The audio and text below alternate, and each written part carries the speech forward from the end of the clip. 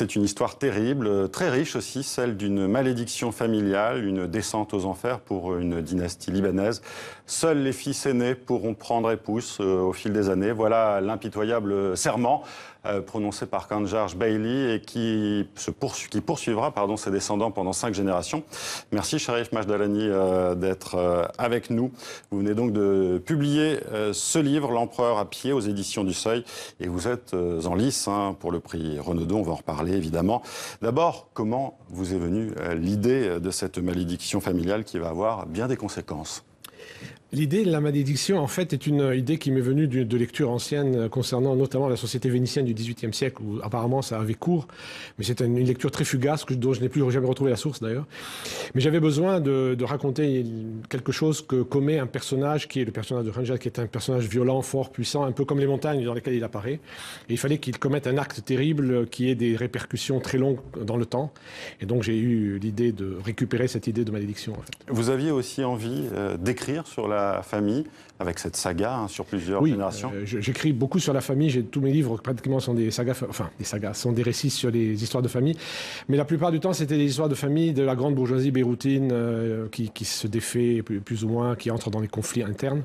Là, on n'est pas à Beyrouth. Là, justement. Alors, là, un petit peu, un petit peu, certainement. Mais là, c'était beaucoup plus partie de la montagne, donc d'un autre paysage libanais, peut-être plus typiquement libanais dans l'imaginaire. Et évidemment, sur une temporalité beaucoup plus longue, c'est évident. Et c'est ça que j'avais envie de faire, une temporalité très longue qui commence, un siècle et demi à peu près, qui commence dans la montagne, qui se termine qui passe par la côte libanaise et puis qui se termine dans le monde. Alors on va revenir sur la figure qui hante tout ce livre et tous ces personnages. Khanjar Bailey, l'empereur à pied, vous en faites un personnage quasiment mystique qui arrive de nulle part et qui se constitue un empire colossal dans ce Liban de la moitié du 19e siècle. Et qui est-il et pourquoi ne pas avoir voulu dire d'où il venait ? C'est comme toutes les légendes. Je pense que les personnages mythiques sont des personnages dont on ne sait pas exactement d'où ils arrivent et dont on ne sait même pas s'ils ont vraiment existé en réalité. Et dont on reconstitue l'histoire, dont on fabrique l'histoire, dont on invente l'histoire. Il n'est presque pas humain en fait, dans cette façon que vous avez de le représenter. L'idée c'était de faire quelque chose qui soit à la hauteur de la puissance, comme ça, des très hautes montagnes, très escarpées, très fortes, difficilement cernables et descriptibles. Et donc, je leur ai créé un personnage un peu à leur mesure, à moitié humain d'une certaine manière. Il est humain, c'est un homme absolument qui a des enfants, qui gère tout ça, mais qui a un caractère absolument insupportable. Et on ne sait pas d'où il vient, et ça permet à sa descendance de plus ou moins réinventer son histoire et de vivre surtout dans le fantasme de ce personnage, de sa violence et de son désir. En fait. Oui, justement, c'est un récit à plusieurs voix de cette même famille. Pourquoi avoir choisi ce type de narration et pas un seul narrateur ? Bon, je pense que c'est des questions d'ordre esthétique. J'aime bien les passages de relais de narration, le changement de voix.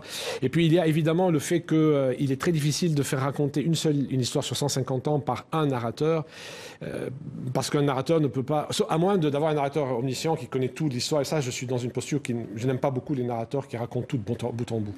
Parce que dans l'histoire précisément mythique, il y a des choses qui ne sont pas vraies, des choses qu'on remet en question. Et un narrateur qui sait tout, il ne peut pas se remettre en question, sinon ce n'est plus crédible. Donc il fallait qu'il y ait des remises en question, des questionnements, des interrogations, de génération en génération. Et comme c'est très long, il fallait donc un passage de relais des voix d'une génération à l'autre.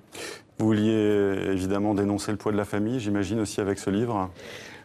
Dénoncer peut-être pas, mais en tout cas raconter les catastrophes que peuvent effectivement engendrer les puissances tutélaires anciennes qui évidemment qui font que se reproduisent de génération en génération les mêmes folies, les mêmes obsessions.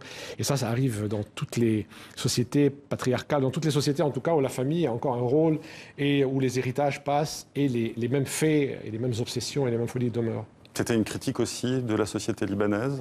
Et de ce modèle patriarcal ou pas ? Toutes les sociétés, pas nécessairement de sociétés patriarcales aussi. Il peut y avoir des sociétés éclatées, mais dans lesquelles un père influence un fils et un fils influence un petit-fils.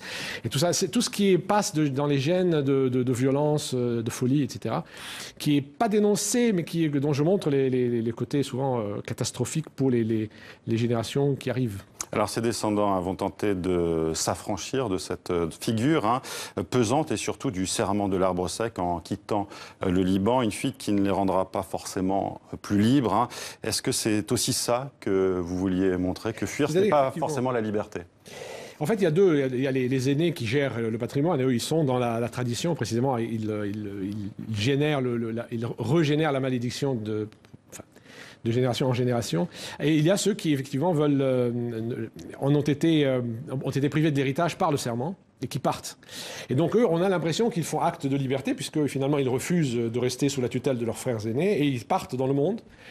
Et c'est effectivement un affranchissement, et c'est en même temps pas tout à fait un affranchissement, parce que chacun d'entre eux qui part, il part à la recherche de quelque chose sans s'en rendre compte. Il part à la recherche. Les choses aussi. Voilà, et il part à la recherche de l'image de l'ancêtre, de la violence du désir de l'ancêtre, de cette force et de cette construction imaginaire que tous se sont faits de l'ancêtre.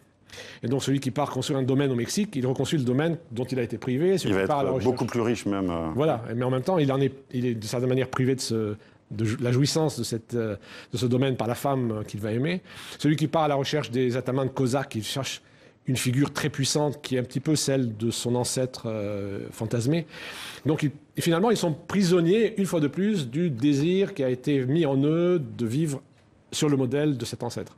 Défis qui vont permettre de voyager, hein, vous l'avez dit, l'Italie, le Mexique ou encore la Chine. Avec ce nouveau livre, est-ce que vous aussi, vous aviez envie de voyager, de sortir des frontières du Liban? Ah oui, beaucoup, oui. Dans beaucoup de mes livres, il y a des personnages qui partent. Il y a toujours cette dichotomie, il y a le sédentaire et le nomade dans tous mes livres. Mais là, je me suis vraiment éclaté, entre guillemets, parce que j'ai vraiment fait partir très loin plusieurs personnages sur de longues durées. Et du coup, effectivement, on a exploré aussi bien le Mexique que la Chine, que l'Asie centrale, que la Grèce.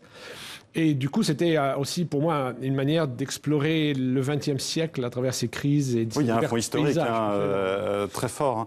On a aussi l'impression avec votre livre d'une sorte d'épopée et d'un combat aussi contre soi-même. J'aime beaucoup le mot épopée parce que on qualifie souvent mon style de style épique. Évidemment, c'est très compliqué parce que c'est pas si simple. Mais j'aime bien, j'ai beaucoup lu de littérature antique, la littérature épique me plaît. Et puis, effectivement, en permanence, tout ça, ce sont des combats de l'homme contre lui-même, contre sa propre violence, c'est évident. Et ça fait partie précisément du contenu de l'épopée en général. Mais au final, on revient toujours au point de départ, la montagne. On revient parce que c'est elle c'est le mythe, c'est le mythe fondateur, c'est ce qui a finalement travaillé l'imaginaire de tous ces personnages et ils y reviennent forcément. Oui. Alors, une question sur la langue. Vous écrivez en français, pour quelle raison? C'est ma langue. C'est ma langue maternelle. Alors, il m'arrive très souvent, de dire que c'est ma langue maternelle. Alors, on me regarde en me disant, mais non, c'est l'arabe. Je dis, pas du tout. Ma langue maternelle, au sens le plus strict du terme, c'est-à-dire c'était la langue de ma mère. Parce que c'est ma mère était francophone. C'est une histoire, ça fait partie de l'histoire de l'identité libanaise, si on peut parler d'identité comme ça. Parce que ma mère était une Libanaise d'Égypte, et les Libanais qui avaient immigré en Égypte au début du XXe siècle étaient francophones, ils allaient dans les écoles françaises. Et ma mère a lu en français, elle parlait quasiment que le français, elle m'a donné les livres en français, j'ai lu tous ses livres à elle en français. J'ai été inscrit au lycée français de Beyrouth, donc c'est vraiment ma langue maternelle au sens strict, alors que l'arabe est ma langue paternelle, puisque mon père était arabophone. Donc je pense qu'on écrit avec sa langue maternelle, donc c'était le français. Est-ce que le français, c'est une force pour l'écriture romanesque? Écoutez, pour moi, oui. Non, chacun vous dira que sa langue est une force, mais moi... Et vous qui avez deux langues, justement? Écoutez, je suis incapable d'écrire en arabe, c'est ça le problème. Mais en revanche, non, alors, pour parler du français, c'est une langue que j'adore, que je manipule. Je la trouve d'une extraordinaire souplesse, d'une richesse, et qui permet des possibilités, notamment sur quelque chose qui me touche particulièrement, qui est l'un des thèmes de mes livres, c'est le temps, la temporalité, le temps qui passe. Et là, le français est d'une richesse dans l'usage des temps et de la temporalité qui permet des jeux, ne serait-ce déjà avec des narrateurs qui se succèdent, qui parlent les uns des autres, qui font des références à avant, après, avant et avant, après. Ça, le français est vraiment une langue qui peut le faire. Pas toutes les langues sont capables. Mais par ailleurs, quand il m'arrive de travailler un peu avec les traducteurs vers l'arabe, par exemple, de mes textes, je m'aperçois quand même que le texte que j'ai écrit en français s'adapte parfaitement à une espèce de prosodie de l'arabe qui me fait parfois dire qu'il y a quand même sans doute quelque chose d'une espèce de rythmique arabe traditionnelle dans le texte français que j'utilise. Alors, je le disais tout à l'heure, vous êtes dans la première sélection du prix Renaudot. Quelle a été votre réaction à l'apprenant?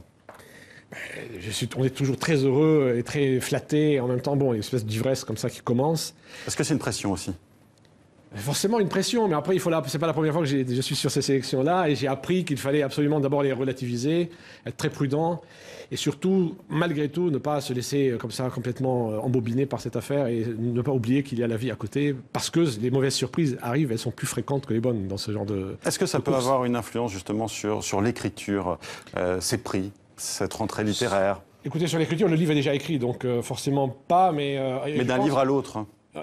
Il faut surtout éviter, moi j'évite absolument d'écrire dans la perspective, la réception du livre par le public. Oui, absolument. J'ai un public que j'imagine, et en même temps, je ne veux pas le flatter. Je veux vraiment lui proposer quelque chose.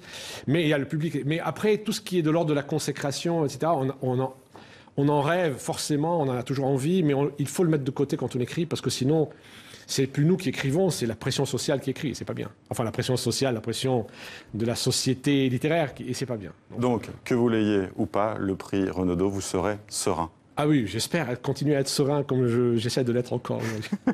Merci à vous d'avoir été avec nous, Sharif Majdalani. Vous publiez donc L'Empereur à pied et ce livre est publié aux éditions du Seuil. Merci d'avoir été avec nous. Merci.